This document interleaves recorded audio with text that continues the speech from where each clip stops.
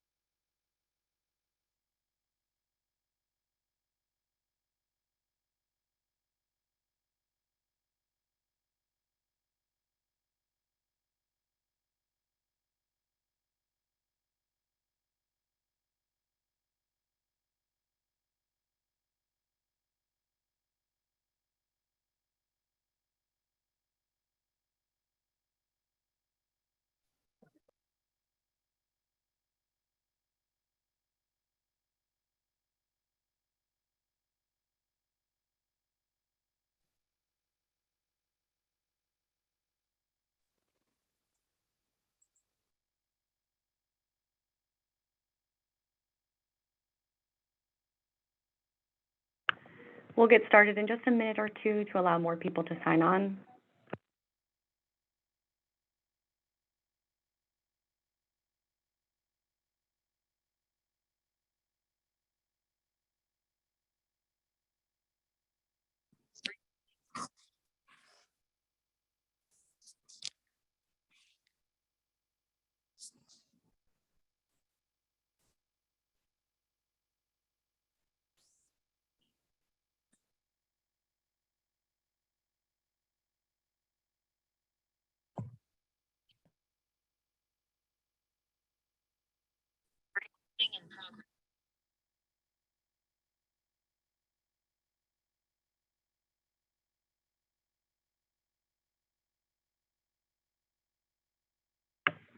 All right, good afternoon, everyone, and welcome to the 7th webinar of 2022 in the ACCP Immunology and Transplantation PRN webinar series. My name is Jennifer Marvin, and I'm an abdominal and VCA transplant pharmacist here at Yale New Haven Hospital, and it is my pleasure to moderate today's session. Today's webinar is titled 2022 ATC Recap, and we are honored to have with us Drs. Kleiboeker and Seghezzo, who will provide a recap of the 2022 American Transplant Congress meeting. I'd like to first introduce our two speakers of today's webinar. We have Hanna Kleiboeker, who is a current clinical transplant pharmacist at Northwestern Memorial Hospital. For pharmacy school, she went to the University of Washington, where she then completed a PGY1 and PGY2 in solid organ transplant at University of Washington Health. Our second speaker is Hanna Seghezzo, who is a current transplant pharmacist at the University of California, San Diego, which is also where she completed her PGY1 and PGY2 in solid organ transplant. She completed pharmacy school at University of North Carolina. In a moment, I will be turning it over to Dr. Hanna Kleiboeker to begin the presentation, but here are first a few quick housekeeping notes. For our audience members, please ensure that your microphone remains muted for the duration of today's presentation. The mute button is located in the lower left-hand corner of your screen. If at any point during the presentation you have a question for the speaker, please submit your question by using the chat functionality at the bottom of your screen. Please send your questions directly to the moderator of today's webinar to minimize possible interruptions. We will ask to take questions at the completion of the presentation. Today's webinar will be posted on the ACCP IMTR YouTube channel. If you experience any technical difficulties during the webinar that are not fixed by logging out and refreshing your internet connection, please make the moderator aware through the chat functionality. Now, without further ado, I will turn it over to Dr. Hanna Kleiboeker. Thanks so much for that introduction, Dr. Marvin. I will go ahead and get started by focusing on more of the infectious disease related content that was shared at ATC this past June. And I'll start off by presenting content from a session that was on Saturday titled, "Do you know how to use COVID-19 monoclonal antibodies as pre-exposure prophylaxis for your post-transplant patients?" And this session focused on the data for tixagevimab, silgavimab, or Evusheld as pre-exposure prophylaxis for COVID. And they shared the initial data from the PROVENT trial, which is an ongoing phase 3 trial that looked at the 150 milligram dose of Evusheld. So in the PROVENT trial, they looked at 5,000 adults with an increased risk of inadequate response to vaccine against COVID, increased risk of exposure to COVID, or both. And they followed these patients for up to 6 months in the data that was published here in the PROVENT trial. Their primary efficacy endpoint, which was symptomatic COVID-19 infection, they found a relative risk reduction with Evusheld of almost 77%, which was clinically significant as well as statistically significant. And that did improve to almost 83% at their extended follow-up, which was a median of 6 months. Their primary safety endpoint, which looked at the incidence of adverse events, the groups with Evusheld and placebo were relatively well matched and had similar rates of adverse effects. So I think from this trial, the recommendation moving forward is that a single dose of Evusheld is effective in preventing COVID-19 infection without serious safety concerns. It is worth calling out in this trial that relatively few patients were on immunosuppression as one of their inclusion criteria for the trial. That being said, the limited data that is available for use in patients that are on immunosuppressive treatment, like our transplant patients, does favor Evusheld use over placebo in these patients. Moving on to Sunday sessions, I'll cover updates and controversies in CMV and evidence that was presented in this session. The first update paper presented looked at the prevention of CMV in cardiothoracic transplant recipients using letermovir or Prevymis. The study captured 42 episodes of both primary and secondary CMV prophylaxis, and only one episode of prophylaxis was complicated by clinically significant breakthrough CMV infection, transient low-level viremia, which they defined as a viral load less than 450 international units per mil, did occur in about a third of patients, but did not require letermovir cessation. Adverse effects requiring letermovir cessation were relatively infrequent, occurring about 12% of patients. So the takeaway from this study and one of the updates is that letermovir was well tolerated and effective as a prophylactic agent in cardiothoracic transplant recipients, which does highlight the need for further trials of letermovir prophylaxis, specifically in cardiothoracic transplant recipients. Another study that was shared looked at the use of letermovir as secondary prophylaxis in high-risk CMV serostatus abdominal transplant recipients when letermovir was used after the treatment of CMV infections with ganciclovir derivatives. In this case series, there were no episodes of progressive replication or breakthrough disease while patients were maintained on letermovir.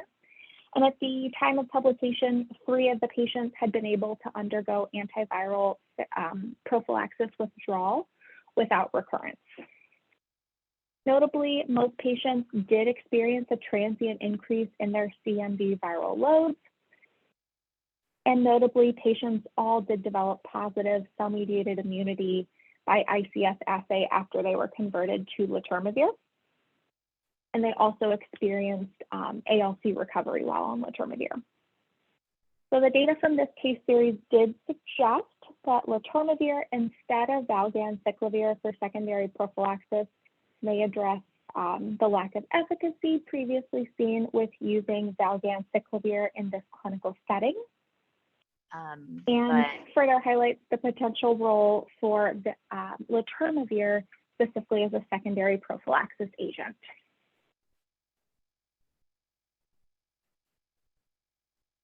The final paper I'll share from the updates and controversies in CMV session looked at the use of letermovir for treatment of CMV infections in both solid organ and hematopoietic stem cell transplant recipients. And this study divided up patients based on their viral load at time of letermovir initiation, looking at viral loads less than 1,000 and over 1,000 international units per mil. The majority of patients had viral loads less than 1,000 when letermovir was initiated. And of those 37 patients, only 2 experienced a greater than 1 log rise in their viral load by 3 months of follow-up, and there were no deaths attributed to CMV. Of the patients who had viral loads over 1,000 when letermovir was initiated, 6 of the 10 had CMV viral loads that were less than 1,000 at their last follow-up. But letermovir did have to be discontinued in 2 patients in this cohort. So the takeaway from this trial was that if letermovir is used in a treatment setting, there does appear to be an impact of viral load at time of treatment initiation or therapy initiation. With viral loads less than 1,000, patients had good virologic outcomes, but when viral loads were greater than 1,000, outcomes were more mixed.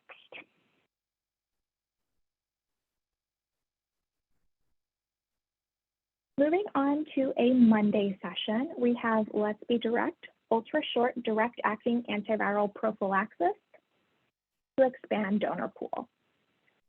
The first study that was discussed at this session was out of VCU, which looked at deceased hepatitis C virus MAP-positive donors to HCV-negative kidney transplant recipients. This trial did include 2 different groups. In group 1, they got a pre-transplant dose of Epclusa and an additional dose on post-op day 1. And then groups 2 received a pre-transplant dose as well as a dose of Epclusa on post-op day 1, 2, and 3. Overall in this study, a 12% HCV transmission rate was observed, but the rate was different when they looked at the post-op duration of Epclusa, with the transmission rate of 30% in group 1 and only 7.5% in group 2. By 8 months of post-transplant follow-up, overall patient and graft survival in both groups was 98%. The takeaway from the study out of VCU was that the 4-day strategy with a pre-transplant dose and 3 post-transplant doses reduced viral transmission and could be used to avoid prolonged post-transplant direct-acting antiviral therapy for most HCV donor-positive recipient-negative transplants.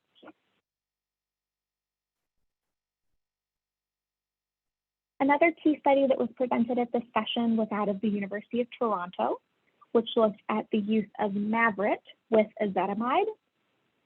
Notably, ezetimibe is used for its property as an HCV entry blocker. And this study did include both thoracic and abdominal transplant recipients who received their organs from HCV NAT-positive donors. Patients received the combination of Mavorite with ezetimibe starting pre-transplant and continued through post-op day 7.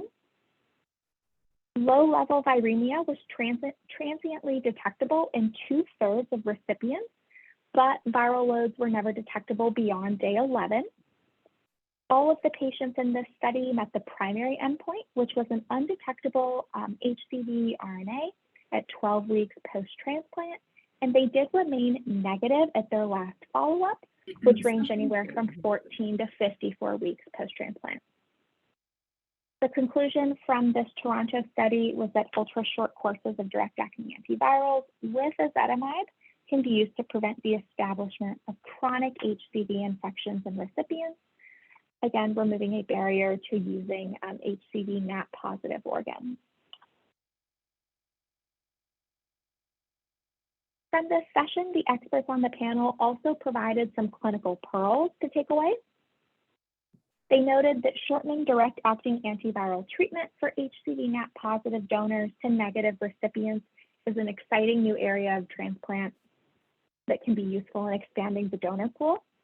And as demonstrated in both studies out of VCU and Toronto, the pre-transplant direct-acting antiviral dose may be the most effective at preventing transmission of HCV from the donor to the recipient. Because patients in the VCU study did have HCV transmission and viral replication was detected in the majority of patients in the Toronto study, there may still be a role for resistance testing prior to treatment to ensure appropriate direct-acting antiviral therapy and ensure good outcomes.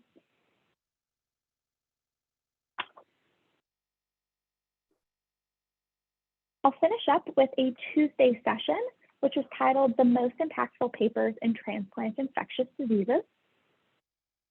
One of the first papers that was presented in the fungal section of this session looked at the non-inferiority of posaconazole compared to voriconazole for the treatment of invasive aspergillosis.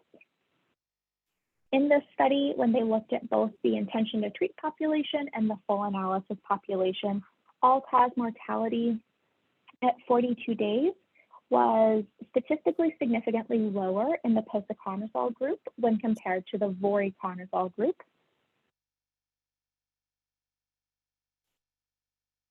The overall incidence of treatment-related adverse events was also lower in the posaconazole group when compared to the voriconazole group.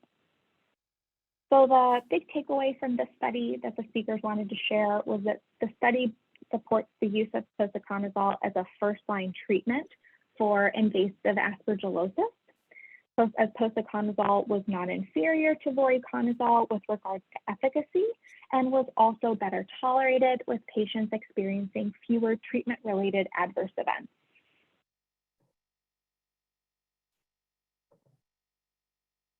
The next paper I'll highlight from this session, though it was featured in several other sessions, is the SOLSTICE trial, which looked at maribavir or Livtencity compared to investigator-assigned therapy for refractory or resistant CMV in hematopoietic stem cell and solid organ transplant recipients. In the SOLSTICE trial, significantly more patients in the maribavir group achieved the primary endpoint, which was CMV clearance at the end of 8 weeks of treatment. Additionally, significantly more patients in the maribavir group achieved the secondary endpoint, which was clearance and symptom control at the end of week 8 and maintained through the end of week 16. Of note, recurrence after treatment discontinuation was common in this trial, occurring in half of the patients that were treated with maribavir and just over a third of patients that were treated with investigator-assigned therapy. Typically, though, this recurrence was not clinically relevant. Clinically relevant recurrence only occurred in about a fourth of maribavir patients and a third of investigator-assigned therapy patients.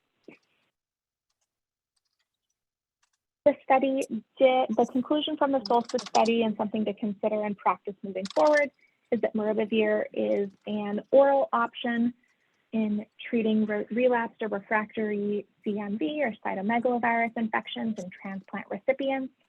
That being said, the recurrence observed in the SOLSTICE trial does warrant further investigation and understanding to fully capture the clinical impact.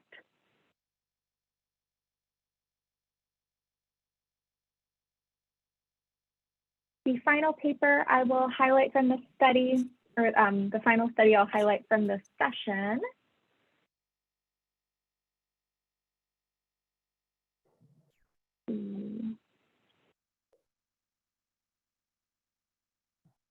there we go. Sorry about that. So the final paper I'll highlight from this session looked at the impact of reported beta-lactam antibiotic allergies in both solid organ and hematopoietic stem cell transplant recipients. This study was based on chart review, although they did capture over 300 patients that reported beta-lactam allergies.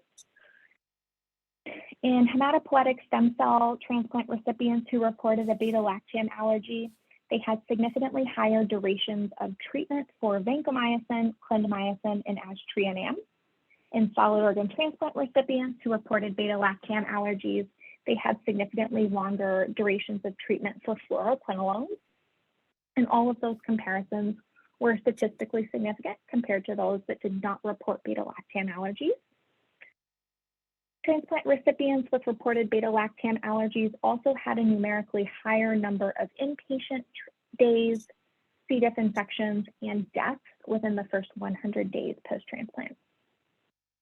The takeaway from this final study shared was that reported beta-lactam allergies are associated with greater use of beta-lactam antibiotic alternatives, and pre-transplant antibiotic allergy evaluation can help optimize the antibiotic use post-transplant in this patient population.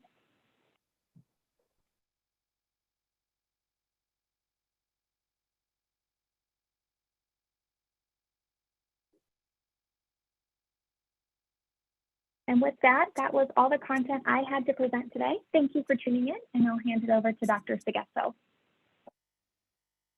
Thank you. I'm going to go ahead and get started here. I'm Dr. Seghezzo, and I'm going to be going over some of the more miscellaneous topics, some metabolic considerations, and just a little bit of idea as well. So to start off with biologics and biosimilars in transplant, biosimilars are starting to become a lot more common, and they are similar to biologics, but they kind of have a slightly different structure, not necessarily a generic drug, but we're starting to see them become more common in use. And in currently available literature, there really is no evidence that shows an inherent risk with switching from an originator biologic then to a biosimilar.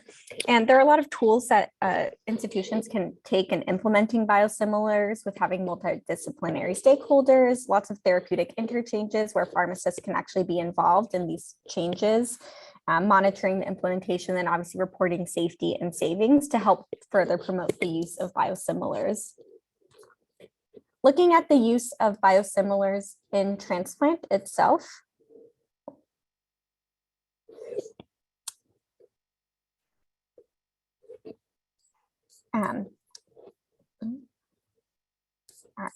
there was a systematic review of tyrosine kinase inhibitors in solid organ transplant recipients. They had included a total of 57 articles, and really the most common organ that was they saw was in liver transplant recipients, and the most common indication was for inflammatory bowel disease. They were looking at rates of infection as well as any sort of adverse effects. And when they broke it down, they found that infection occurred in about 29% of the patients, with bacterial infections being the most common, followed then by viral and fungal. They also found there was a risk of malignancies in 9% of their patients. When they further analyzed it down by potential risk factors for infection, such as age, sex, immunosuppression, or disease, there really weren't any significant factors that were associated with the occurrence of infection. And overall, they found 5 patients experienced graft loss at a rate of about 2.7%. So while there was a risk for infection and adverse effects, overall, there also wasn't necessarily an increased risk of rejection. Looking at a phase 2B trial of tofacitinib in de novo kidney transplant recipients that wanted to look at the safety and efficacy, these patients received basiliximab induction as well as mycophenolate and steroids, and they were looking at the incidence of biopsy-proven rejection with an increase of serum creatinine of greater than 0.3 or greater than 20% at month 6 and then 12. And so what they found was that tofacitinib was not inferior for biopsy-proven rejection at 6 and 12 months. And at 12 months, the GFR was actually higher in the patients that received tofacitinib compared with those that received cyclosporin. In terms of safety, there was an increased number of adverse effects in the patients that received tofacitinib, and it was discontinued in 44% of patients. Some of the most common adverse effects that were seen were primarily hematologic, so anemia and neutropenia was at a higher incidence. They also found serious infections, and there was some cases of PTLD and CMV disease.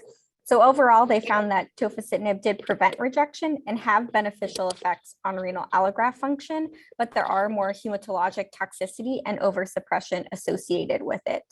And sort of brings up the question whether we need to consider mycophenolate reduction or discontinuation in patients that need to use these agents, or whether we need to kind of evaluate therapeutic drug monitoring or any sort of other adjustment in your immunosuppression.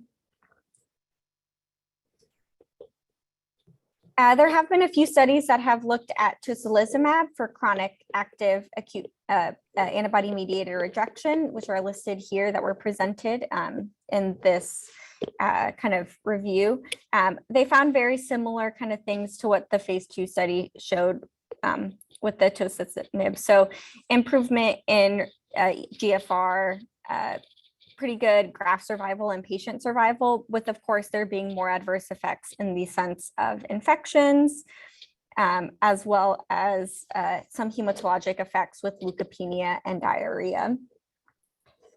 So the results overall were somewhat mixed, with some benefit versus no true benefit being seen. And some of the studies did find no difference in infections, although they did still occur. So there is some evidence for the use of tocilizumab for refractory kidney transplant patient with chronic AMR. And there is some evidence for other types of AMR, but more data is needed for its role in other organs. So the next articles I'm going to be presenting was from the co-stimulatory inhibitor pearls and perplexities discussion. And it presented belatacept in a variety of different ways. So the first looked at belatacept in obesity.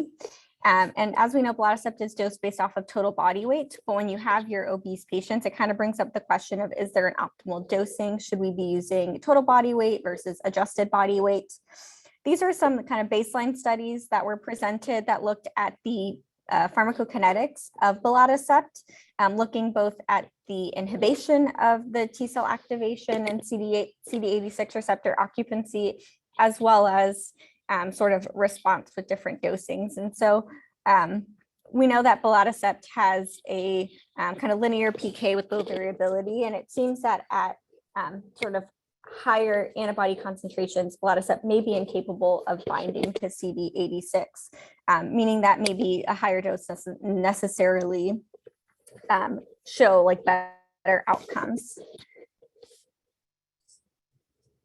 But actually looking at the belatacept in obesity, so this came out of the University of Chicago, and they looked at the acute rejection rates, allograft function, and safety outcomes in patients that were obese and non-obese who received belatacept.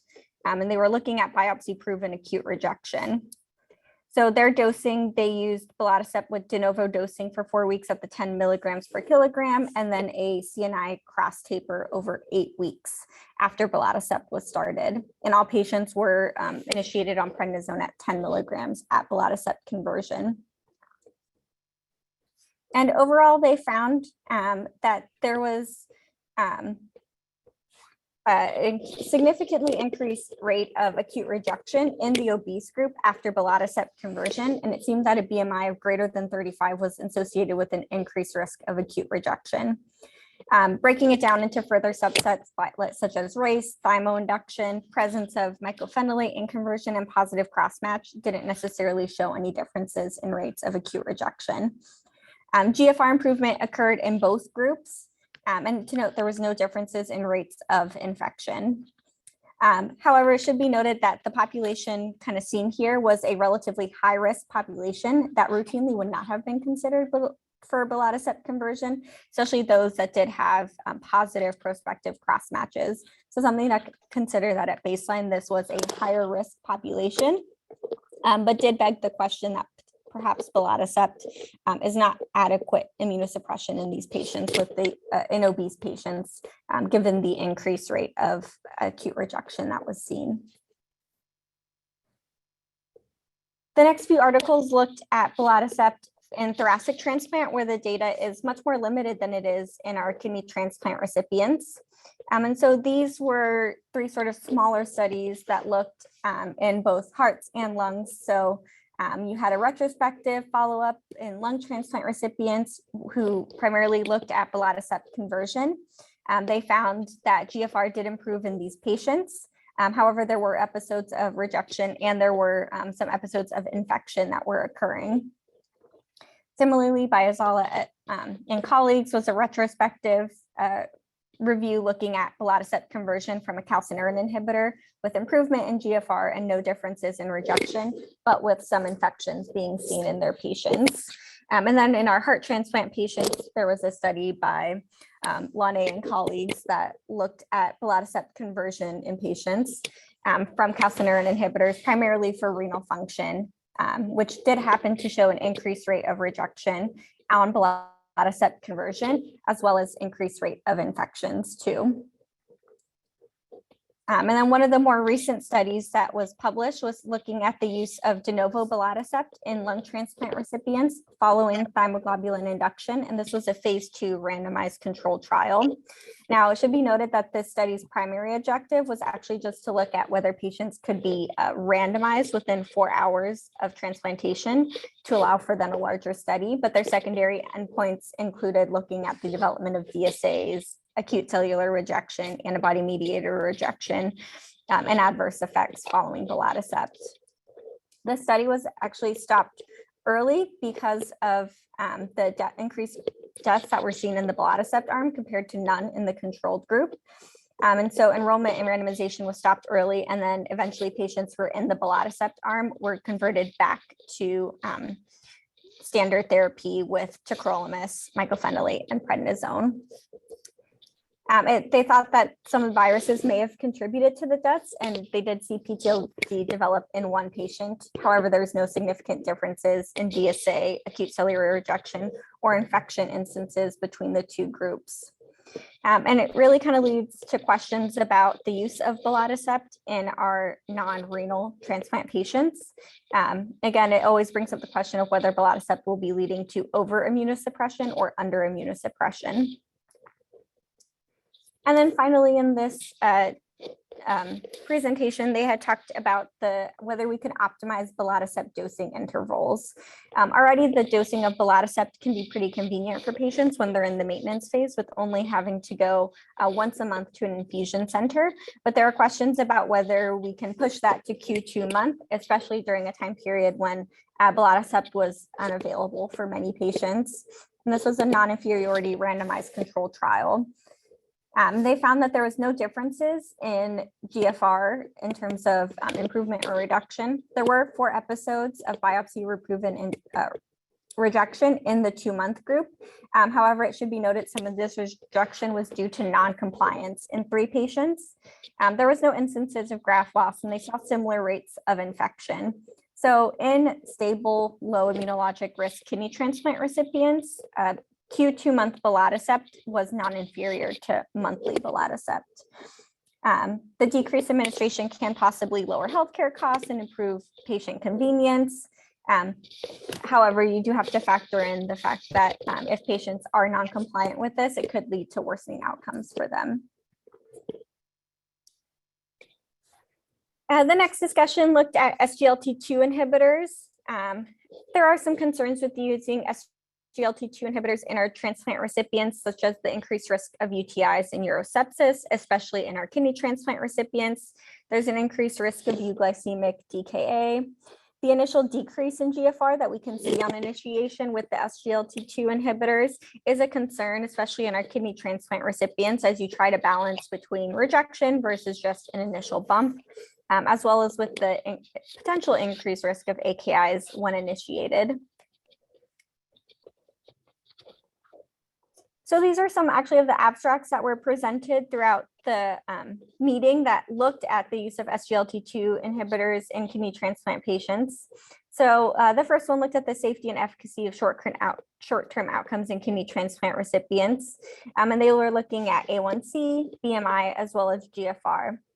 And they found that the implementation of SGLT2 inhibitors and GLP-1 receptor antagonists did show a reduction in A1C as well as BMI, especially when compared with the control groups. They did see a dip in eGFR with SGLT2 inhibitors at 1 and 3 months, but by the end of the 1-year follow-up, they found trend towards better GFR in both groups at the end of the year, probably showing a little bit that that initial dip shouldn't be too much of a concern. And again, there are benefits for these patients in reducing their A1C as well as helping to improve BMI. Another abstract was looking at the use of SGLT2 in our diabetic kidney transplant recipients. So this was a 12-month experience of us at a single center, and they looked at the changes in urine protein creatinine ratio, weight, A1C, and GFR. And so again, they saw very similar things with improvement in GFR at 6 and 12 months, as well as improvement in mean change of the urine protein creatinine ratio, decrease in weight for patients, as well as a change in A1C. And then looking at some safety outcomes, they did have one patient who experienced euglycemic DKA, and they found a UTI incidence of about 15% in their patients who were on SGLT2 inhibitors. So overall, the use of SGLT2 inhibitors can be considered in our transplant recipients. It should be noted, however, these data were primarily looking at kidney transplant recipients, and so we can try to also consider the benefits of the SGLT2 inhibitors in our non-kidney transplant recipients, where maybe some of the concerns might be less than one might consider in a kidney transplant patient. And then the final discussion that we'll be going over was looking at increasing antifungal resistance. I'm kind of discussing antifungal stewardship and novel antifungals. So similarly with antibiotic resistance, antifungal resistance has been increasing, and it kind of follows the same risks, right? We have bad bugs that are increasing in prevalence of resistant drugs, and there are kind of emerging new infections. We have very few options for resistant fungal infections, and then we're experiencing increase of breakthrough in antifungal prophylaxis and agricultural use, all leading to increased resistance. And so there really is a need for new antifungal agents, as the morbidity and mortality associated with invasive fungal infections is very high for our transplant recipients. However, with the current agents we have, there's resistance, there's lots of safety concerns with adverse effects. We can be limited by drug-drug interactions, and there can be a limit in oral formulations available for some of our patients. So this is just a review of some of the drugs, upcoming or novel antifungal agents that are all in process. A lot of these are still undergoing phase 2 and phase 3 clinical studies, and some have been for quite a while. But I just wanted to present some of the things that are on the market to be coming out. Some of these are starting to come out in more oral and IV forms, so giving us more options for our patients. You'll see some of them have some activity against mucormyralis, where historically we've been a little limited, such as fosmanogepix and olorofim.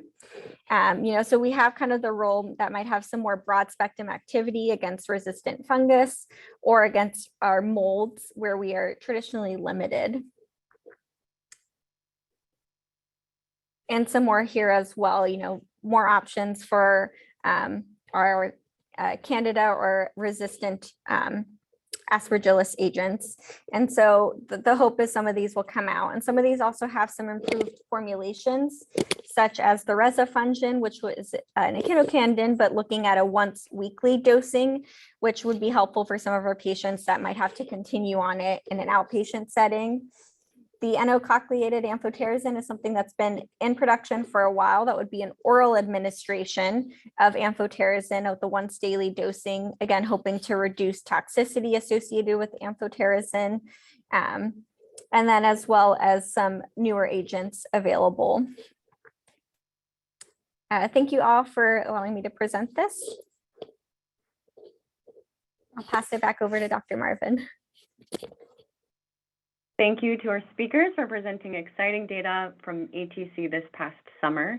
For audience members, we'll now be taking any questions that you might have for the speakers.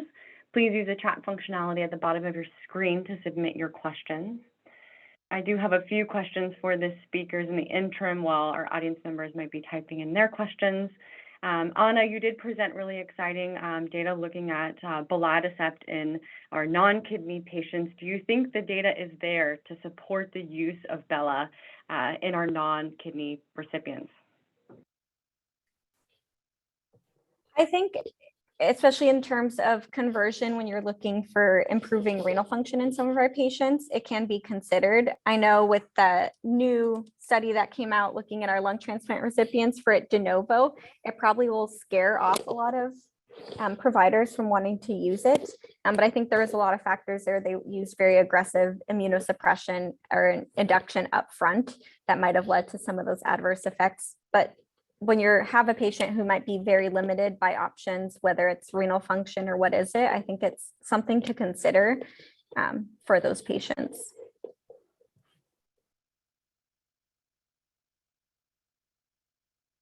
Awesome. And for Hanna, for the data you presented involving some of the hepatitis C ultra short durations and those hepatitis C donor positive recipient negative, what are some positives of this ultra short duration of therapy?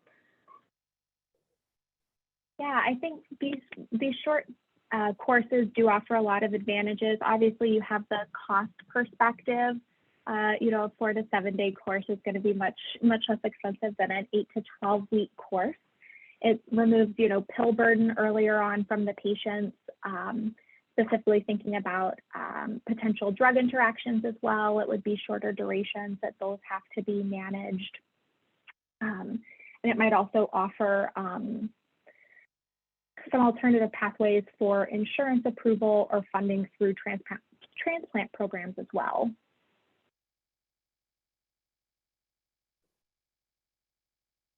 We do have a question from John, who submitted, what are our personal feelings on short course hepatitis C virus treatment? Are we ready for prime time?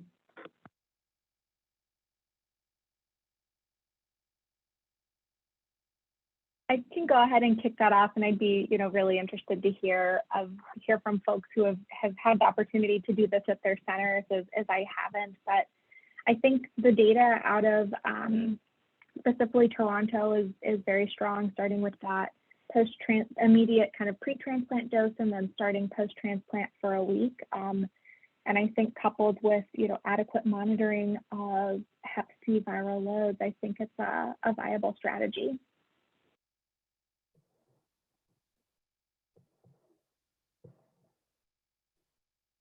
For some of the data involving letermovir and even maribavir too, are there any practical considerations to using these therapies? Any barriers to obtaining these within a readily available time frame?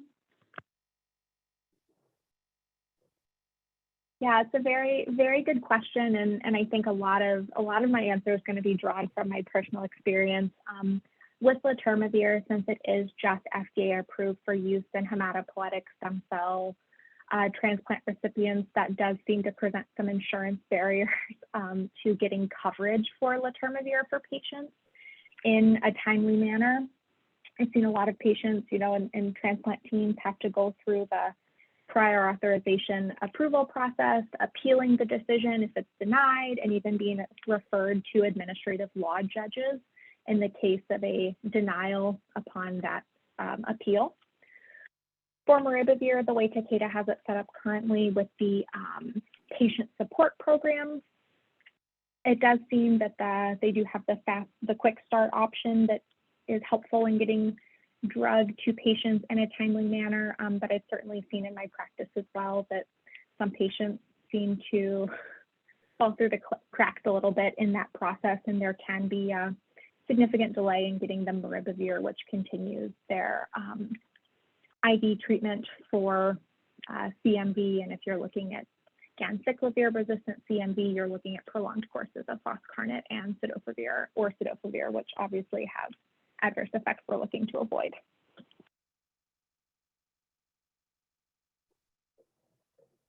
There was really interesting data presented coming out of Chicago looking at the high BMI patients with belatacept. I'm just curious, what do you think are some of the most important factors to consider with dosing in Bella? What are your thoughts there? I think there's a lot of things that you'll have to consider. Obviously, the baseline risk of the patient, the patients presented there were very high risk immunologic patients. So just to start, whether we need to consider higher doses in those patients, I don't think the kind of PK data is there to support it in terms of like exposures, but I think it's definitely something to consider. And then as well, in those higher BMI patients, I know not very many institutions are doing those kinds and having those patients. So it does bring up a question, but for now, I would say sticking with the standard dosing is the way to go, because there's really no data to support modifying the dose.